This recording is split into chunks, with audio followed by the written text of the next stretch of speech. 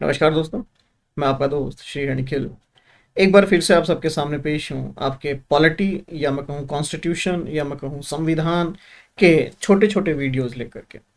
इस सीरीज के अंदर, इस क्रम के अंदर हम कोशिश करेंगे, हम प्रयास करेंगे कि आपके संविधान में जो आर्टिकल्स हैं, आपके संविधान में जो प्रावधान हैं, उन सभी प्रावधानों को हम कम से कम समय के अंदर और एक एक अनुच्छेद को, एक एक आर्टिकल को हम पढ़ें, ताकि आपको जब समय मिले, मान लीजिए आपके पास 10 मिनट का समय है, तो 10 मिनट में आपने 3-4 वीडियोस देख लिए, तो कम से कम समय में अधिक से अधिक नॉलेज आप गेन कर सकें, ऐसा हमारा प्रयास है। शुरू करेंगे आज हम आर्टिकल संख्या 1 से। ठीक है, पहला आर्टिकल। आसान नहीं था इस आर्टिकल की स्थापना करना, इस आर्टिकल को स्टेबल करना और इस आर्टिकल को किस तरीके से लिखा जाए, क्योंकि देखिए ये बहुत बड़ा प्रश्न होता है जीवन में, आपके सामने भी आया होगा। जब आप कहते हैं कि मैं इस स्थान पे रहता हूं, ये मेरा घर है, ये मेरा निवास है, तो उस वक्त आपकी बाउंड्रियां भी क्लियर होती है, आपकी सीमाओं का निर्धारण होता है, कौन कौन उस घर में रहेगा इसका निर्धारण होता है, जो इस घर में रहेगा वो किस शर्त पे यहां रहेगा ये भी तय होता है, जो इस घर में नहीं रहेगा अगर भविष्य में वो आने को तैयार हो तो हम क्या करेंगे। ऐसे बहुत सारे प्रश्न आपके घर में भी उठते हैं। बिल्कुल ऐसे ही प्रश्न देश के सामने भी थे जब देश ने यह आवाज उठाई कि साहब इस देश को क्या कहा जाए और इस देश की सीमाओं का निर्धारण किस प्रकार से किया जाए। आखिर इस देश को मैं कैसे कहूं कि कोई व्यक्ति 10 साल बाद वापस अगर यहां पे जुड़ना चाहे तो क्या वो जुड़ सकता है क्या। मैं ये कैसे तय करूंगा कि इस देश से जो बाहर चला गया क्या वो परमानेंट बाहर चला गया। मैं इसकी सीमाएं कैसे तय करूंगा। आखिर ऐसा कौन सा नियम मैं यहां लगाऊंगा जिसके आधार पर इसके नाम का निर्धारण होगा कि ये इंडिया है या भारत है। तो ऐसे बहुत सारे विवाद थे जिस वक्त ये आर्टिकल संख्या 1 लिखी गई थी। इसका निर्माण करना आसान नहीं था। तो आज की क्लास में हम यही देखेंगे क्या क्या समस्याएं आई, क्या क्या अलग अलग रिकमेंडेशंस थी उस वक्त, और उन रिकमेंडेशंस को मानते हुए फाइनली जो आर्टिकल 1 का स्वरूप आज हम देखते हैं वो क्या है। तो चलिए प्रारंभ करते हैं। जब संविधान बन रहा था तो अलग अलग ड्राफ्ट्स बन रहे थे, अलग अलग विचार, अलग अलग सुझाव आ रहे थे। तो पहला ड्राफ्ट आता है 1948 के अंदर, जहां कहा गया कि India shall be A union of state.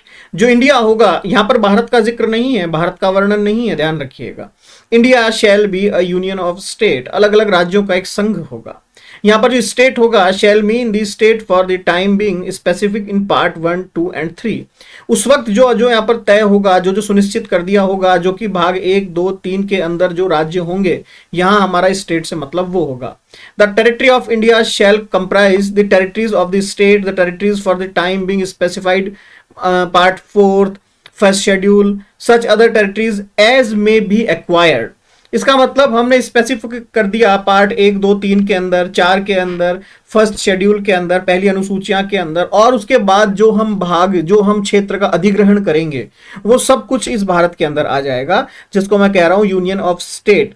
Basically यहां पर इन्होंने स्टेट का जो वर्णन किया था वो बेहतरीन था, जिसको आगे कंटिन्यू किया गया। इन्होंने क्या कहा कि हम इस स्टेट को जो उठा रहे हैं वो स्टेट्स वो होगी जो कि भाग 1, 2, 3 के अंदर लिख दी गई है, 4 के अंदर लिख दी गई है, पहली अनुसूचियों के अंदर लिख दी गई है। वो सारे इलाके हमारे क्षेत्र कहलाएंगे। इसके अलावा जिन इलाकों को हम अक्वायर करेंगे भविष्य में, उन सबको भी हम स्टेट में ही काउंट करेंगे।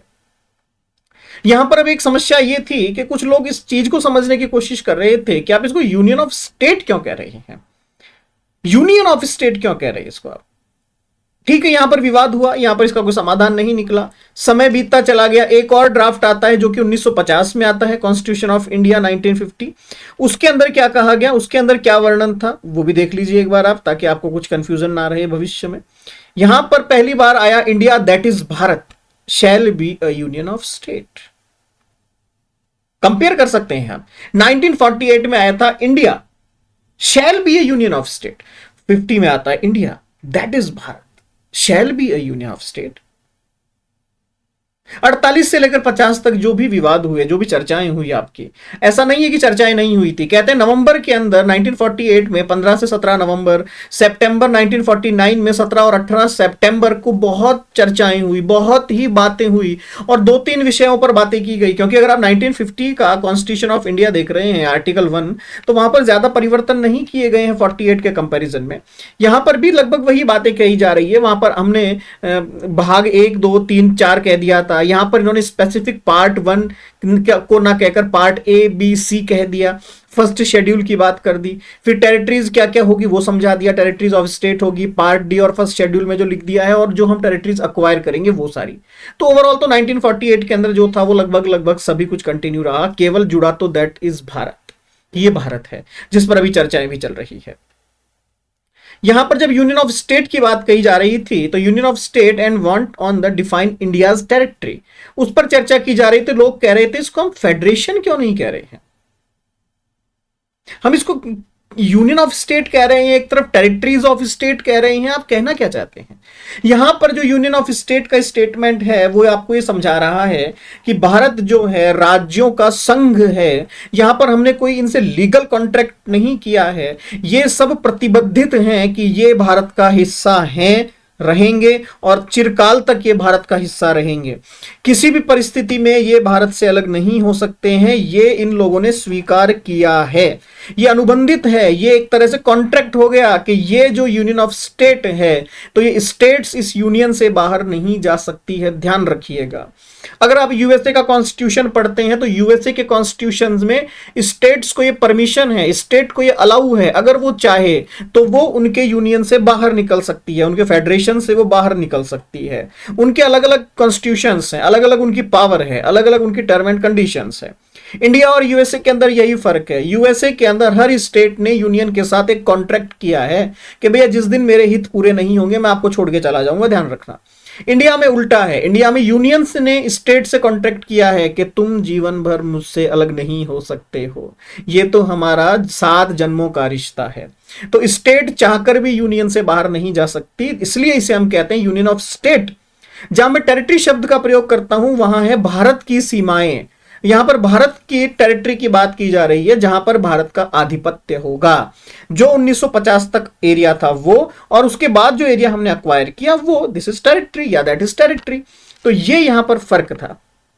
अब हम चलते हैं वापस से कि जो भारत शब्द पर चर्चाएं हो रही थी उस वक्त एक जो सबसे बड़ी समस्या थी ड्राफ्टिंग कमेटी के सामने, वहां पर आता है सबसे पहले कि हम एक काम करते हैं, या तो हम इंडिया लिखते हैं या हम भारत लिखते हैं।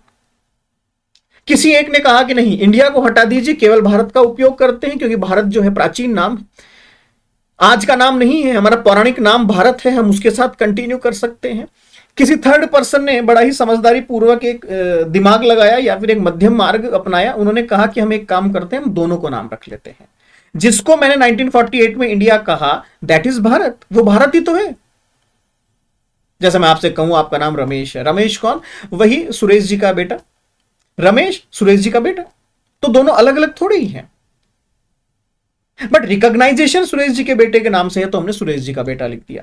उसी तरह से हमारे देश का रिकॉग्नाइजेशन भारत के नाम से था तो हमने कहा इंडिया दैट इज भारत, जो कि भारत है और आज से नहीं है, चिरकाल से जो भारत है। तो हमने यहां से इस आर्टिकल की शुरुआत करी, हमने यहां से इस जो पहला अनुच्छेद हमारा आता है आर्टिकल 1, इसकी हमने शुरुआत करी और एक सहमति बनती है पूरी कमेटी के अंदर कि हाँ इंडिया दैट इज भारत। 1948 में नहीं था, 50 के अंदर बाद में इसको चेंज कर दिया गया और फाइनली जब कॉन्स्टिट्यूशन आपके सामने आता है तो ये है आपका वो फाइनल आर्टिकल 1 जो आपकी स्क्रीन पर है। India that is Bharat shall be a union of state, the state and the territories therefore thereof shall be as specified in the first schedule। पहले शेड्यूल में जो सुनिश्चित किया गया है, जो डिक्लेयर किया गया है, वो सारी टेरिटरियां हमारी स्टेट कहलाएगी। The territories of India shall comprise the territories of state, the UT specify in the first schedule and other territories as may be acquired. एक हमारे राज्य, एक हमारी टेरिटरीज या केंद्र शासित प्रदेश, और तीसरा जिन्हें हम अधिग्रहण करेंगे। तो 3 ही तरह के यहां पर भूमि की बात की गई है। पहली भूमि जो कि एक स्टेट है, एक राज्य बन चुका है प्रॉपर, मान लीजिए दिल्ली, बॉम्बे या फिर मान लीजिए राजस्थान, जिसको भी आप स्टेट कहते हैं वो। दूसरा आपकी यूनियन टेरिटरीज जो कि एक ऐसे इलाके हैं, ऐसे एरियाज हैं जहां पर डेवलपमेंट की बहुत ज्यादा जरूरत है और कहीं ना कहीं अभी तक मैं ये तय नहीं कर पा रहा हूं कि उसका किस तरीके से मार्गदर्शन होगा, तो उसको हमने यूनियन टेरिटरीज में बांट दिया। तीसरे वो जिसको मैं अधिग्रहण करूंगा भविष्य में, ये तीनों एरियाज इंडिया कहलाएंगे, that is Bharat. This is the article 1 of Indian constitution. धन्यवाद।